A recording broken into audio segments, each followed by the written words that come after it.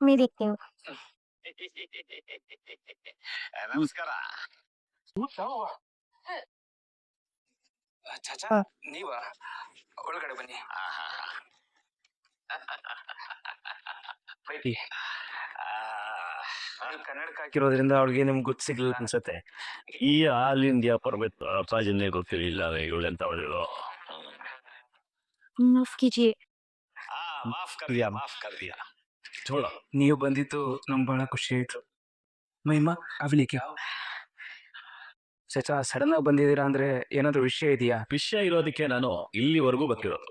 ಈ ನಟರಾಜ ಹಾಗೆಲ್ಲ ಸುಮ್ನೆ ನೀವು ಹೋಗೋದಿಲ್ಲ, ಗೊತ್ತಾಯ್ತಾ? ಲೀಜಿ. ಚಾಚಾ ನನ್ನ ಮನೆಗೆ ನಾನೇ ದೊಡ್ಡವನು. ನನ್ನ ಮಕ್ಕಳಿಗೆ ನಾನು ಹೇಳಿದ್ದೇ ವೇದವಾಕ್ಯ. ಅವರು ನಾನೊಂದಿಗೆ ಹಾಕದಾಗಿದೆ ಅಂತ ಆಟೋದಿಲ್ಲ. ನಾನು ಗಂಡಿನ ಕಡೆಯಿಂದ ನನ್ನ ಮಗನ ಮದುವೆ ವಿಚಾರ ಮಾತಾಡೋಕೆ ಬಂದಿದ್ದೀನಿ. ನನ್ನ ರೇಂಜ್ಗೆ ಮಾತಾಡೋದಕ್ಕೆ ನಿಮ್ಮ ಕಡೆ ಯಾರಿದ್ದಾರೆ ಕರಿ? ಚಾಚಾ ನಮ್ಮ ಮನೇಲಿ ನಾನು ತಂಗಿ ಇಬ್ಬರೇ ಇರೋದು. ಅಪ್ಪ ಮೇಲೆ ರಾಜಸ್ಥಾನದಲ್ಲಿದ್ದಾರೆ. ನಮ್ಮ ಮನೆಯವರು ಅಂತ ಇಲ್ಲಿ ಯಾರೂ ಇಲ್ಲ. ಮತ್ತೆ ಮದುವೆ ಬಗ್ಗೆ ಮಾತಾಡೋದಕ್ಕೆ ರಾಜಸ್ಥಾನನೇ ಅಲ್ಲಿ ಇಲ್ಲಿ ಹೋಗ್ತಾ ಇಲ್ಲ, ನಾವೇ ಇಲ್ಲಿಂದ ಅಲ್ಲಿಗೆ ಹೋಗ್ಬೇಕಾ? ಅಲ್ಲ ಅದು ಹೌದಪ್ಪ, ಮದುವೆ ಬಗ್ಗೆ ಮಾತುಕತೆ ಆಡೋದು ಬೇಡವಾ? ಕೊಡೋದು ತಗೊಳೋದ್ರ ಬಗ್ಗೆ ಮಾತಾಡೋದು ಬೇಡವಾ? ಅದನ್ನೆಲ್ಲ ಇಲ್ಲಿ ಯಾರ ಹತ್ರ ಮಾತಾಡೋದು? ಅದು ಏನೇ ಇದ್ರು ನನ್ನ ಜೊತೆನೆ ಮಾತಾಡಿ, ಪರವಾಗಿಲ್ಲ.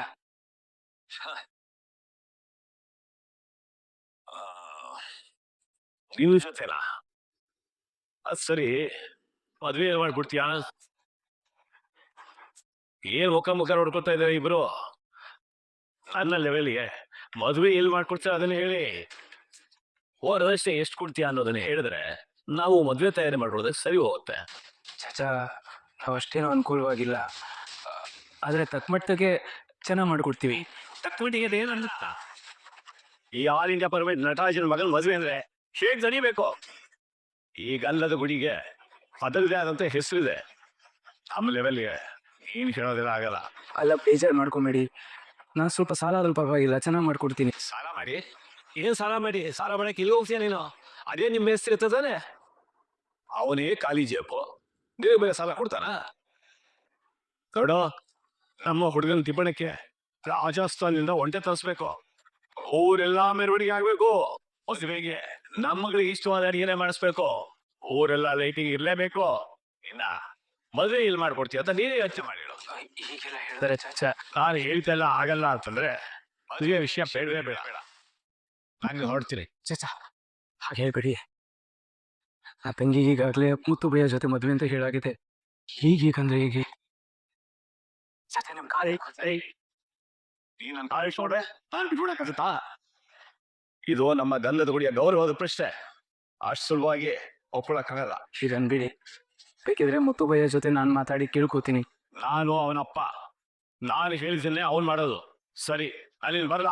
ಚಾಚಾ ಪ್ಲೀಸ್ ಹೋಗ್ಬೇಡಿ, ನನ್ನ ಮಾತು ಕೇಳಿ. ನಾನು ಇರೋದ್ರಲ್ಲಿ ಚೆನ್ನಾಗಿ ಮಾಡ್ಕೊಡ್ತೀನಿ. ಇಲ್ಲ ಈ ನೋಡ್ತಾ ಇದೆಯಾ? ತಗೋ. ಚಾಚಾ ಬೇಡ, ನೀವು ಹೇಳ್ಕೊಳ್ಳಿ. ತಗೊಂತ ಹೇಳಿಲ್ಲ? ಅಯ್ಯೋ ನಿನ್ನ ತಮಾಷೆ ಮಾಡಿದೆ ಕಣ. ನನಗೆ ಒಂದು ಹೆಣ್ಣು ಮಗು ಆಗ್ಲಿ ಅಂತ ಅನ್ಕೊಳ್ತಾ ಇದ್ದೆ. ನಾನು ತುಂಬಾ ಜವಾಬ್ದಾರಿ ಇರೋ ತಂದೆ ಅನ್ಬಿಟ್ಟು ಆ ದೇವರು ನನಗೆ ಹೆಣ್ಮಕ್ಳು ಕೊಡ್ಲಿಲ್ಲ. ಆದ್ರೆ ನನ್ನ ಮನೆಗೆ ಬರೋ ಸೊಸೆ ಅಂದ್ರು ನನ್ನ ಹೆಣ್ಮಕ್ಳು. ಆ ಜಾಗಕ್ಕೆ ಚಂದ್ರ ಬಂದಿದ್ದಾಳೆ. ಈಗ ನಿನ್ನ ತಂಗಿ ಮಹಿಮಾನು ಸೇರ್ಕೊಳ್ತಿದ್ದಾಳೆ. ಇದಕ್ಕಿಂತ ಇನ್ನೇನೋ ಬೇಕು ನಿನ್ಗೆ? ಅದು ಏನ್ ಹೇಳ್ಬೇಕು ಅಂತಾನೆ ಗೊತ್ತಾಗ್ತಿಲ್ಲ. ನಿನ್ನ ಹತ್ರ ದುಡ್ಡಿಲ್ಲ ಅನ್ನೋದು ನಂಗೆ ಚೆನ್ನಾಗಿ ಗೊತ್ತು. ನೀನೇನು ತಲೆ ಕೆಡಿಸ್ಕೋಬೇಡ, ಇದನ್ನಿಟ್ಕೊ. ಅಲ್ಲ ತಗೊಳ್ಳಿ. ಬೇಡ ಅನ್ನೋಗಿಲ್ಲ, ನಾನು ಗಟ್ಟಿನ ಸತ್ತೆ. ನಾನು ಹೇಳಿಕೆ ಹಾಕ್ಬೇಕು, ಸುಮ್ಮನೆ ಇಟ್ಕೋ. ಇದ್ಯಾರ್ದಯ್ಯ ಜಾಗ? ಜಾಗ ಯಾರ್ದಾದ್ರೇನೋ, ನಟರಾಜ ಕಾಲಿಟ್ಟ ಮೇಲೆ ಅದು ಅವನದೇ ಜಾಗ. ಸುಮ್ಮನೆ ಕೂತ್ಕೊಡ್ರ. ಎಲ್ರಿಗೂ ನಮಸ್ಕಾರ. ಗಂಡಿನ ಕಡೆಯವರು ಮದುವೆ ನಿಶ್ಚಯಕ್ಕೆ ಅಂತ ಬಂದಾಗ ಅವ್ರಿಗೆ ಪೇಟ ತೊಡ್ಸೋದು ನಮ್ಮ ಸಂಪ್ರದಾಯ. ಎಲ್ರಿಗೂ ತೊಡ್ಸ್ಬೋದಾ? ತೋಡ್ಸಪ್ಪ, ತೋಡ್ಸು, ಧಾರಾಳ ತೋಡ್ಸು. ನಮ್ಮೆಲ್ಲರಿಗೂ ಪೇಟ ಹಾಕ್ತಿಂದ್ರೆ ಅವ್ರ ಕಡೆ ಸಂಪ್ರದಾಯ ಅಂತ ಹೇಳಿದ್ರು. ಎಲ್ರು ಶ್ರಮಿಸ್ಬೇಕು. ಈ ಬಡವನ ಮನೇಲಿ ನಿಮ್ಗೆಲ್ಲ ಕೂತ್ಕೊಳ್ಳೋಕ್ಕೂ ವ್ಯವಸ್ಥೆ ಮಾಡಕ್ಕಾಗಲ್ಲ. ಅಣ್ಣ, ಮನೆ ಎಲ್ಲ ಮುಖ್ಯ, ಮನ್ಸು ಮುಖ್ಯ. ಇರ್ಲಿ ಬಿಡಿ, ಆಮೇಲೆ ಬಾಯ್. ಇದಕ್ಕೆಲ್ಲ ತಲೆ ಕೆಡ್ಸ್ಕೊಬೇಡಿ. ನಿಮ್ ಮನೆ ನಮ್ಮ ಮನೆ ಎಲ್ಲ ಒಂದೇ. ಸಿಕ್ಕಲ್ಲ ಅನ್ಕೊಂಡು ನಂದಿಷ್ಟು ರಾಜಸ್ಥಾನ ಅಲ್ಲಿ ಹೋಗ್ತಿದ್ಯಾ ಏನಾದ್ರು ಇಲ್ಲ ಲೋ ಅಮಿತಾ, ಇಲ್ಲ ನಮ್ಮನೆ ಹಿರಿ ಸೊಸೆ ಕರಿಯೋಳ್ಳ. ಕರಿತೀನಿ ಬೇಗ ಕರೀರಿ ನಮ್ಮ ಅಣ್ಣನ ಕಣ ಅವ್ರನ್ನೇ ಹೊಡ್ತೇವೆ. ಮಹಿಮಾ ಮಹಿಮಾ ಇದೇನಿದು ಹೊಸ ಗ್ಲಾಸ್ ಎಲ್ಲ ಬಂದ್ಬಿಡಿದೆ. ಅಣ್ಣ ಜ್ಯೂಸ್ ತೊಗೊಳ್ಳೋಣ, ಆಮೇಲೆ ಉಪ್ಪಿಟ್ಟು ಕೆಸಿ ಗೊತ್ತಿಲ್ಲ ತಿನ್ನೋದಿರುತ್ತೆ. ಇದು ಮಹಿಮಾ ಇಲ್ಲಮ್ಮ ಹೋಗ್ತಾ ನಿಂತ್ಕೋ ಇಲ್ಲೇ. ನಮ್ಮ ಪರಿಸ್ಥಿತಿನೂ ನಿಮ್ಗೆಲ್ಲ ಅರ್ಥ ಆಗಿರುತ್ತೆ. ಆದ್ರೆ ನಾನು ಅಷ್ಟೊಂದು ಅನುಕೂಲವಾಗಿಲ್ಲ. ನನ್ನ ತಂಗಿನ ಚಿನ್ನ ತರ ಬೆಳೆಸಿದೀನಿ. ಒಬ್ಬ ಅಣ್ಣನಾಗಿ ನನ್ನ ಕೈಲಿ ಎಷ್ಟಾಗುತ್ತೋ ಅಷ್ಟರ ಮಟ್ಟಿಗೆ ಮದುವೆ ಮಾಡ್ಕೊಡ್ತೀನಿ. ಲೇ ಅಮಿತ್, ನಾವು ದುಡ್ಡು ಕಾಸಿಗೆ ಬೆಲೆ ಕೊಡೋರು ಅಲ್ಲ ಕಣೋ, ಗುಣಕ್ಕೆ ಬೆಲೆ ಕೊಡೋರು. ಆ ವಿಷಯದಲ್ಲಿ ನಿನ್ ತಂಗಿ ಅಪ್ಪಟ್ಟೆ ಚಿನ್ನ ಕಣೋ. ಅವಳನ್ನ ಮುತ್ತು ಕೊಟ್ಟು ಮದುವೆ ಮಾಡ್ಕೋಬೇಕು ಅಂತ ನಾವೆಲ್ಲ ಅನ್ಕೊಟ್ಟಿದ್ದೀವಿ ಕಣೋ. ಏನಪ್ಪ ಮುತ್ತು, ನಿಂಗೆ ಒಪ್ಕೇನೇನಪ್ಪ? ನೋಡೋ ಅಮಿತಾ, ನಮ್ಮ ಮನೇಲಿ ಹೆಣ್ಮಕ್ಳು ಇಲ್ಲ ಅಂತ ಅನ್ಕೊಳ್ಳೋದೇ ಇಲ್ಲ. ಅಯ್ಯವೇ, ನಮ್ಮ ಮುತ್ತಿಗೆ ದೇವರು ಹೆಂಗಳು ಕೊಟ್ಟಿದ್ದಾರೆ. ಹಾಗಾದ್ರೆ ಒಳ್ಳೆ ಟೈಮ್ ನೋಡಿ ಇವಾಗ ಓದಿಸ್ಬಿಡೋಣ. ಆಯ್ತಪ್ಪ. ನೋಡ್ತಾ ಇದಾರೆ, ನೀನು ನೋಡೋಣ. ಲೋ ಮುತ್ತು, ನೀನಿವತ್ತು ಮದುಮಗ ಬರ ಇಲ್ವ? ನೀವು ಕೂತ್ಕೊಳ್ಳಿ. ಪರವಾಗಿಲ್ಲ ಬಾರೋ. ನಿಮ್ ಕಾಲು ಹೋಗಿದ್ದಾರೆ, ಕೂತ್ಕೊಳ್ಳಿ. ಸರಿನಪ್ಪ, ನೀನ್ ಹೇಳ್ದಂಗೆ ಆಗ್ಲಿ. ಅದಕ್ಕಲ್ಲ, ಅಣ್ಣ ಒಂದ್ ಅಲ್ಲಿ ಕೂತ್ಕೊಂಡ್ರೆ ಐಟು ಕನೆಕ್ಟ್ ಆಗಲ್ಲ, ಅದಕ್ಕೆ. ಪುರೋಹಿತರೆ, ಮುಂದಿನ ಶಾಸ್ತ್ರಗಳನ್ನ ಶುರು ಹಚ್ಕೊಳ್ಳಿ. ಆಗಲಿ ಪುರೋಹಿತರೆ, ಒಂದ್ ನಿಮಿಷ. ತಾಮೂಲು ಬದಲಾಯಿಸೋಕ್ಕೂ ಮುಂಚೆ ಕಂಗನ ಕಟ್ಸೋದು ನಮ್ಮ ಸಂಪ್ರದಾಯ. ಅದನ್ನ ನೆರವೇರಿಸ್ಬೇಕು. ಆಗ್ಲಿ. ಮಹಿಮಾ ಬಾಮ್ಮ, ಕೂತ್ಕೋ ಬಾ. ಮದುಮಗನೇ ಮುಂದೆ ಬಾರಪ್ಪ.